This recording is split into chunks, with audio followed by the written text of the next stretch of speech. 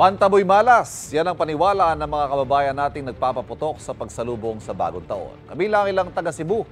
At live mula sa Cebu City, may unang balita. Si Fe Marie Dumabok ng GMA Regional TV. Fe, kumusta ang salubong dyan sa Cebu? Happy New Year, Ivan! Sa kabuuan, naging mapayapa ang pagsalubong sa 2025 dito sa Queen City of the South.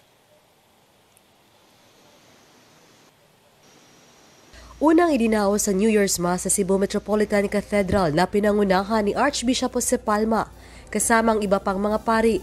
Binigyang halaga ni Palma ang pagpapasalamat sa mga biyayang natanggap bagamat mayroong mga pagsubok sa 2024.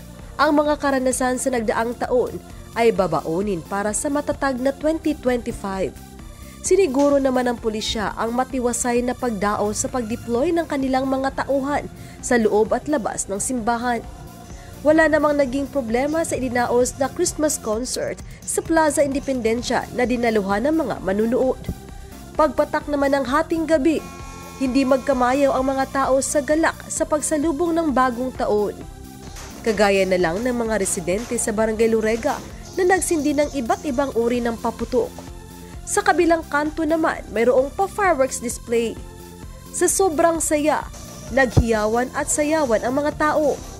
Ayon sa kanila, taon-taon na nila itong ginagawa dahil sa paniniwalang ang pagpapaputok ng fireworks ay pampaalis ng malas.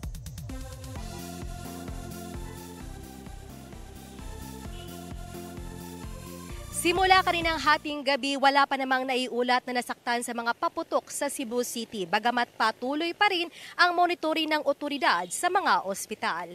Ivan? Happy New Year! Maraming salamat, Fe Marie Dumabok ng GMA Regional TV.